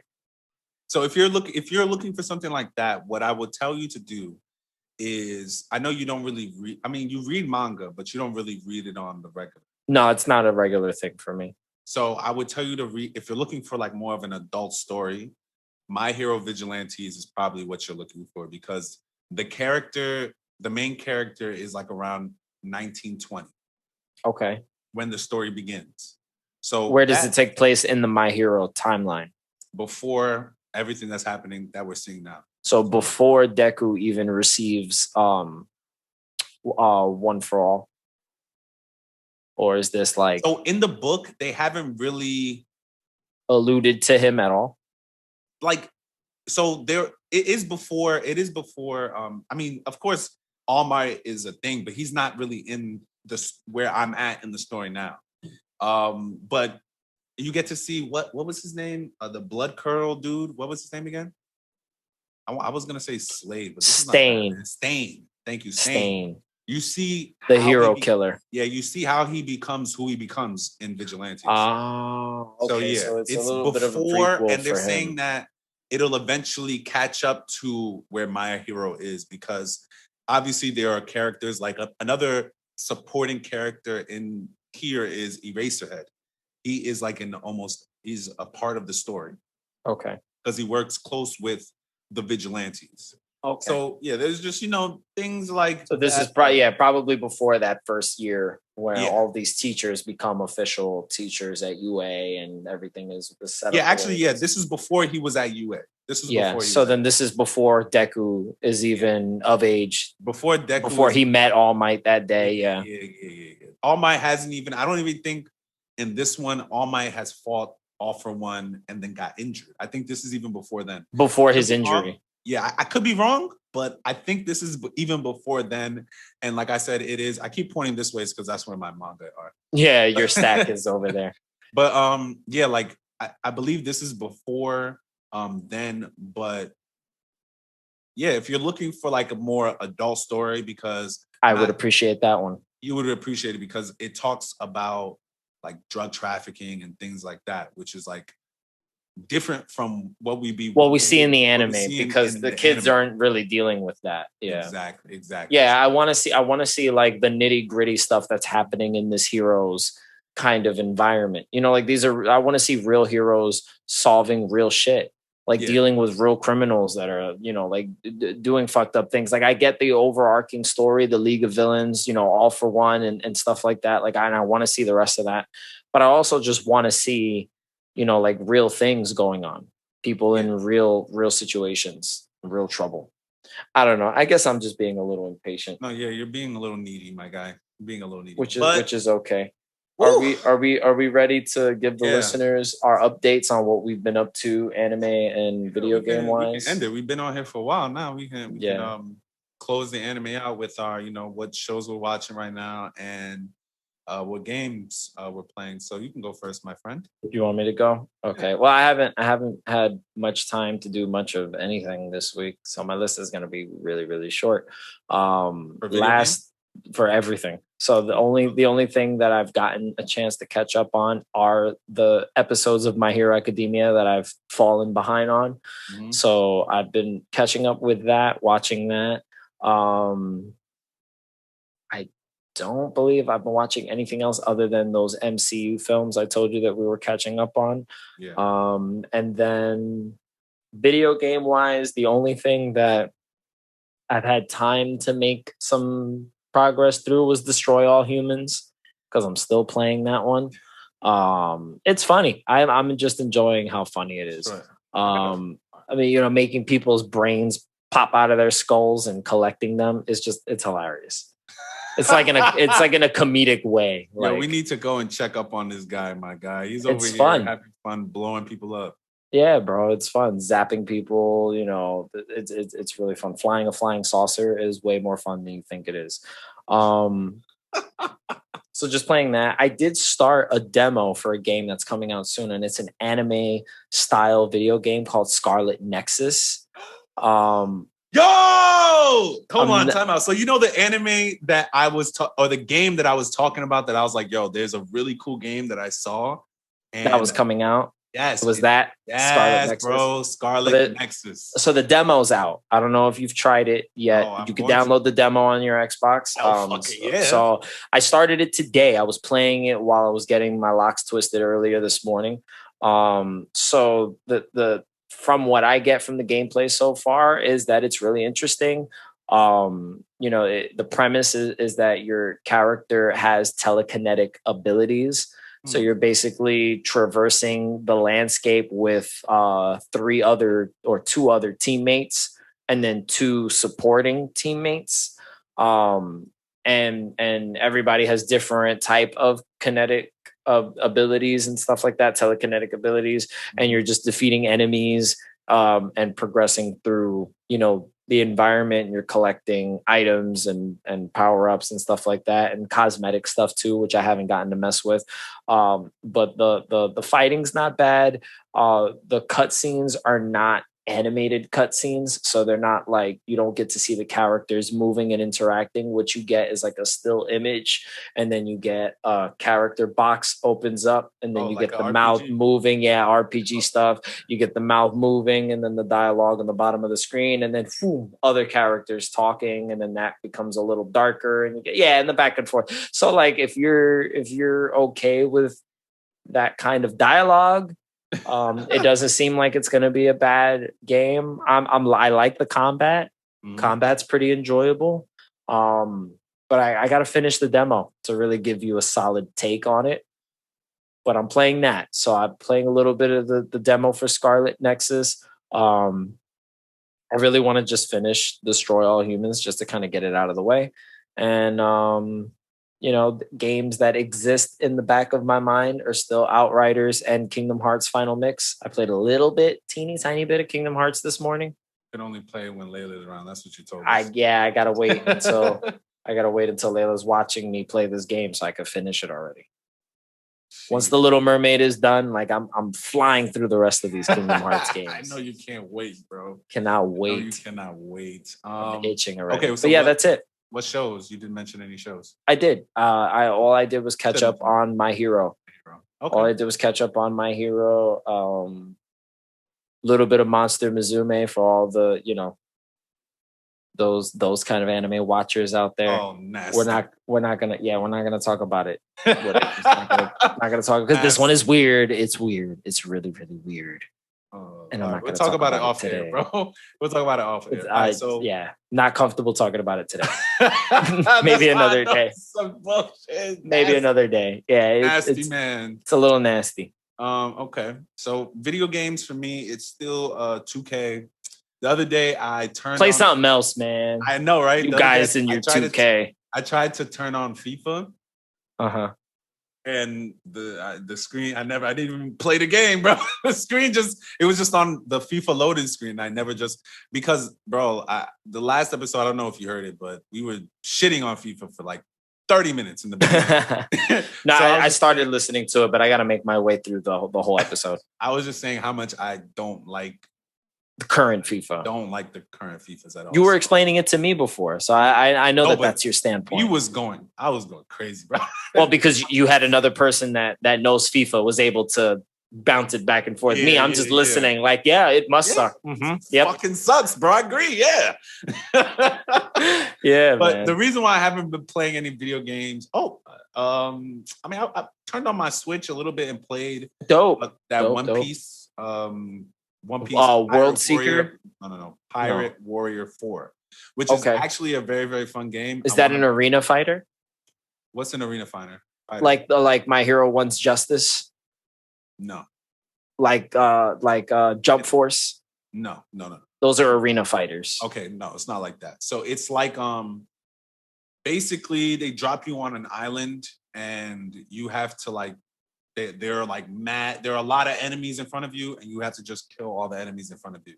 Like really large waves of enemies. Yes. So then it's like a Dynasty Warriors type of game. I've never played it, but I can assume that if it's like you have to keep beating them until their boss comes out, and then you beat all of their bosses until the actual main boss comes out, and then you finally have to go to certain parts. Of the map. You're attacking dozens and tens of hundreds of enemies. Yeah, that's like Dynasty Warriors style. I've never played an anime game like that before, but I am definitely a fan of that because those are cool. Sermada's playing Hyrule Warriors, which is a Dynasty Warriors style Legend of Zelda game, which was a prequel. On the Switch, which was a prequel to Breath of the Wild. And she's been just demolishing this game. She likes it. So Dynasty Warrior style games are really, really fun. They're really, if you're enjoying that one, I'm happy because I like that style of gameplay. No, it's really fun. I want to play, and I don't know if the Zelda game you can have more than one player. But you play as different characters on the map, so you can switch between another character that's probably in a different part of the map. Oh no, you can't do that. If you pick Luffy, you're Luffy until the next one, and then you can pick another character after that. That's if you have other characters playing that mission with you, then you have the ability to switch between them. That's what I'm saying. No, I'm in Hyrule Warriors, you can do that. Okay. Yeah. So but in this game, you can play there can be up to 4 players.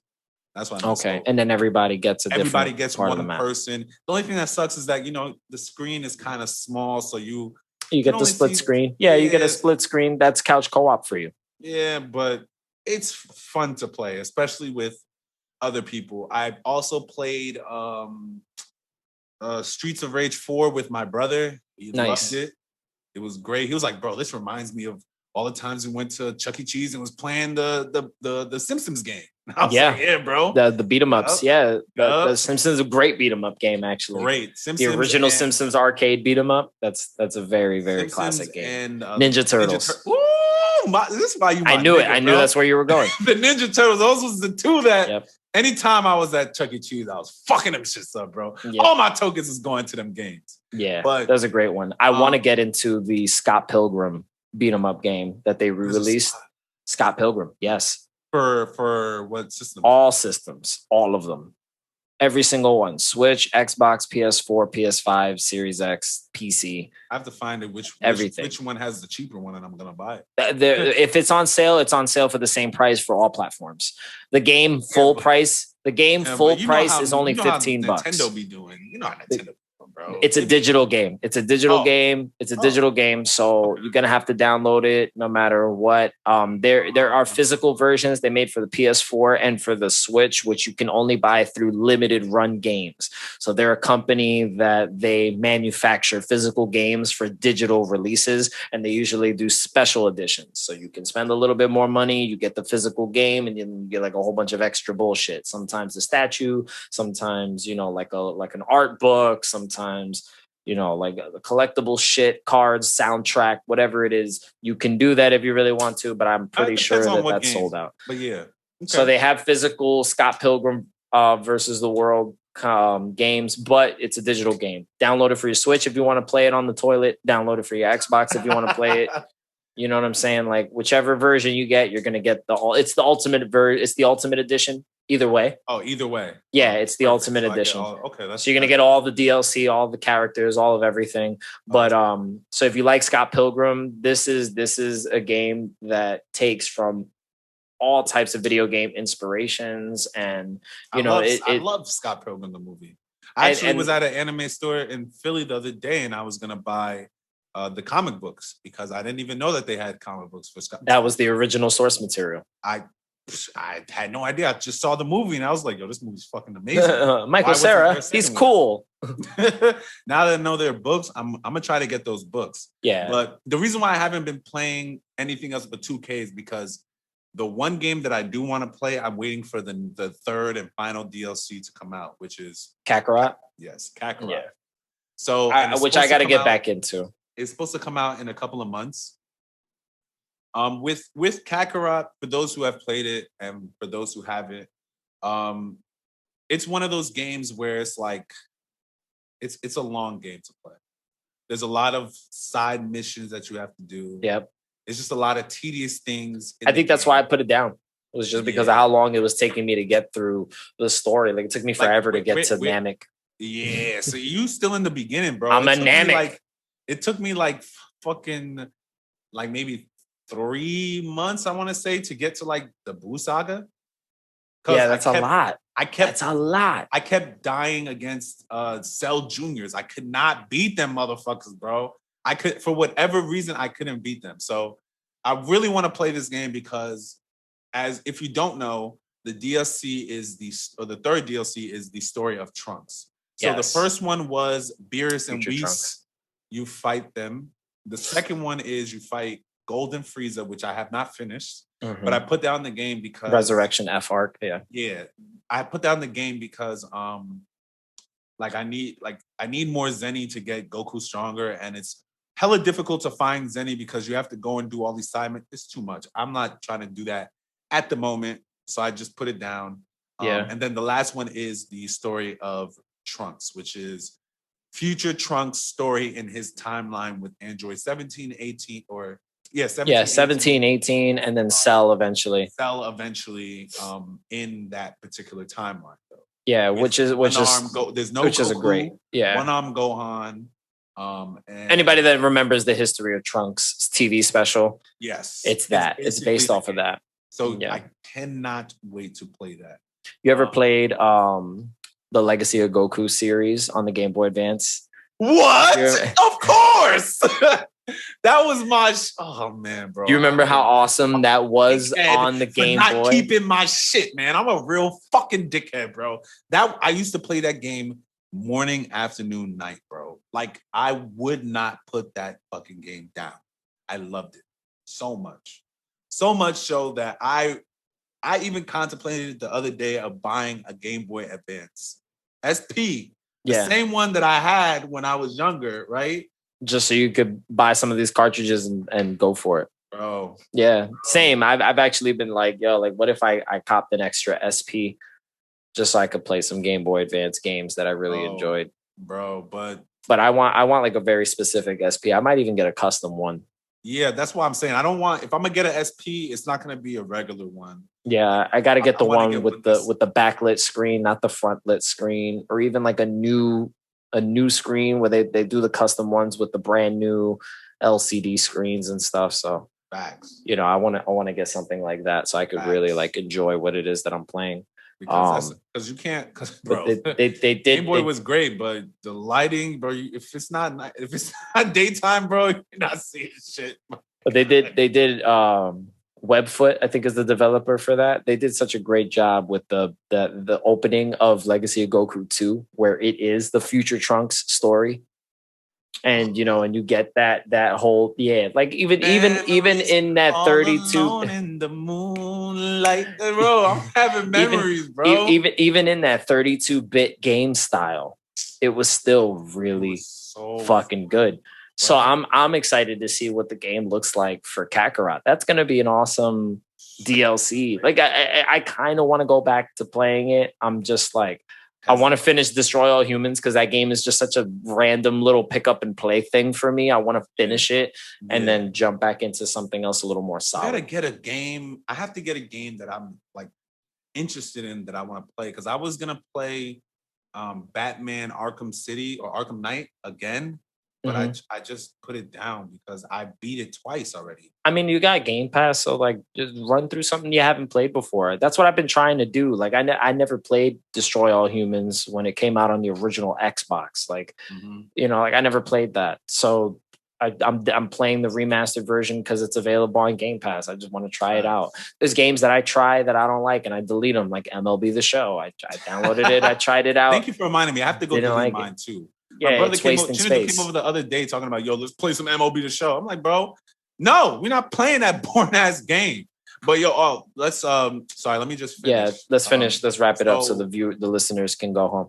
Well, I hope they're home or wherever. I mean, wherever they are, they could leave us and go somewhere else. Those are the only games that I'm currently playing at the moment. Yeah, I have been playing. And TV shows, I caught up to One Piece. Cool. What I like to do with One Piece is I like to let episodes build up and then I'll just binge, because I don't like doing the week to week, bro. This Netflix type of shit where they just drop all the episodes.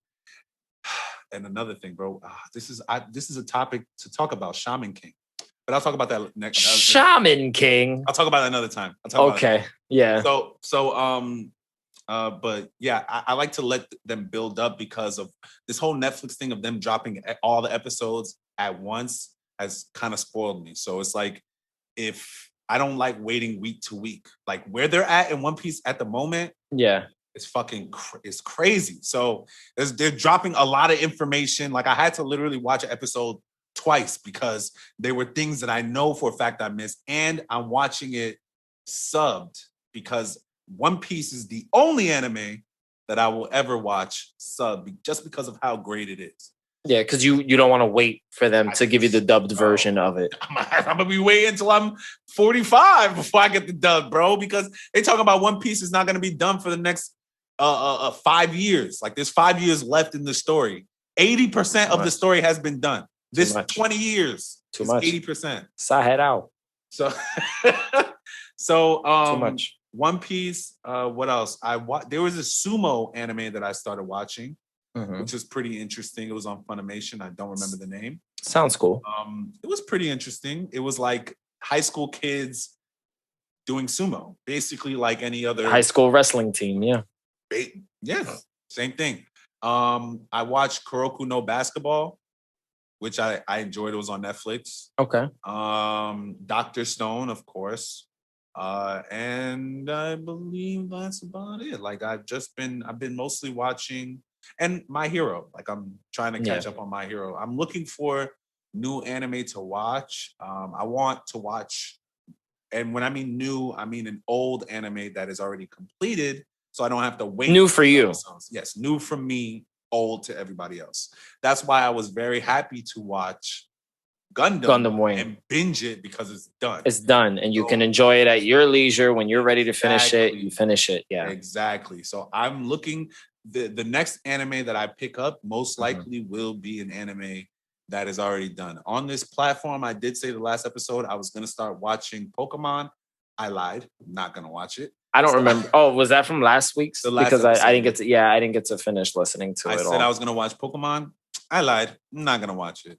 But I am looking for an anime that is already completed that I want to watch. So if the listeners want to throw any anime at us or at me, that is. Yeah, I'll take new recommendations too. Yeah, you too. Yeah. I mean, you were the one that gave me the Gundam Wings. I'm gonna keep the Gundam train going, and I'm telling you, I'm gonna watch Blood Orphans, my guy. Iron Blooded Orphans and G Gundam. G Gundam is one season. It shouldn't be more than like 20 episodes. So probably a little bit more than that. Maybe like 30 something or 40 something episodes. I just watched 40 something in a week. Like it's gonna be about the same thing. That's nothing. But that one you're gonna really enjoy. That one I'm telling you, that old school kung fu movie style. You're gonna like that one. And then Iron Blooded Orphans was just like, wow. I just really, really, really like the story in that one too. Yeah, those are the anime that I'm watching at the moment. Just so the listeners don't get upset, when I mentioned Shaman King, I mentioned Shaman King because Shaman King is out right now to watch. And it's Netflix are the people who bought it so that they can dub it. They bought the rights to dub it and put it on Netflix. But it's only on Netflix in Japan in Japanese. There's no dubbed version of it available in the US. Okay. And so you know what I did? Right? I have a VPN. So you put it for Japan and you've been watching it from over there? No. I turned it on and there's no English sub. Oh, they don't even have the English sub. It's just raw Japanese audio and that's it. Bro, I put the sub. It was Japanese sub. I was so confused. I was like, what the fuck is going on? So yeah, I want to do more research about that because like I mentioned before, the way Netflix does things is they'll wait for the whole season to be done and then they'll just drop everything. That's what they're talking about that they're doing right now with Shaman King, but I want to do more research before I bring it to the pod so we can talk about it next episode. Gotcha. Makes sense. But yeah, I believe we are finished. Done. Yay. We are done. So take this out, Johnny B. You know, like always, if you guys rocked with us to the end of the podcast, you are absolutely incredible. We are very happy to have you here. Please drop us recommendations for one-shot animes that you enjoyed, that you think Macky, myself, or Dean would enjoy as well, because I know that he's looking for new animes to watch too. Just shoot us a comment, a DM, whatever it is. Let us know what it is that you guys are watching. How you guys feel about the current season of My Hero Academia. Have any of you guys enjoyed Gundam Wing in the past? Talk to us about it and let us know what you guys are playing in the meantime. Are you going to download that DLC like Macky is for Kakarot? Are you going to, I'm not downloading anything. You're not going to download the DLC? I have the season pass, so it's just going to come straight to my joint. So you're going to, okay. So, I mean, are you going to play the new DLC like Macky is? Let's talk about it. If anybody's got a physical copy of Legacy of Goku 1 and 2 that they want to sell, reach out to me. Please. Reach out to me. Boo's Fury physical copy. Reach out to me too. That's part 3. That was another. They just didn't call it Legacy of Goku 3. They just called it Boo's Fury. Man. Yeah, let me know. All alone in the moonlight. Thank you. I'm gonna get that as a drop. You have an angelic voice. Thank you. I'm trying. Waiting for that album to drop though. But next year. No, this year, this summer. We need the summer soundtrack. I'm gonna get you something in the summer though. I got you. Please. That is a promise. I will have a new song out in the by the end of the summer. I actually want to hear more. But it's not rapping. I want to hear rap that's like funk. Like the funk hip hop style. I know what you're talking about. Kendrick Lamar, Anderson .Paak. I want to hear more funk. Mac Miller. I want to hear some funk. I want to hear some jazzy, some funk, some uptown shit. I want to hear some of that. Okay, I can put that. I could try to put that in my repertoire. Yeah, I feel like you have the cadence and the flow for that. So I'm gonna definitely try it out. But yeah, as Johnny B just said, man, thank you guys for joining us today. Yep. I just want to say that if you are listening to this on Anchor, you could do us a favor by giving us a donation. Doesn't matter how small it is. All the donations that you guys give are going straight back into this pod. So maybe we can get a better place to shoot this shit at and get better mics and get better lighting. You know me? Yeah. So please. I already ordered a new laptop, so the camera is going to get a little better on this panel right here. Like, it's going to look a little nicer. My boy Johnny B.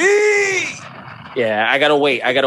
For those who think it's not a MacBook.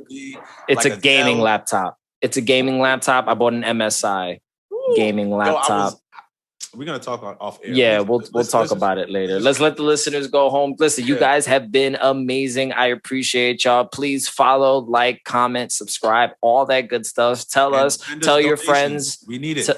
Donations are lovely. Tell your friends to come hang out in Paradise with us. We talk about anime. We talk about video games. We talk about all the nerdy shit you're probably too scared to talk about. We do it. We do it for you. Facts. So please join us here in Paradise. We're going to do this every week. We got you. And we're out. Cheers.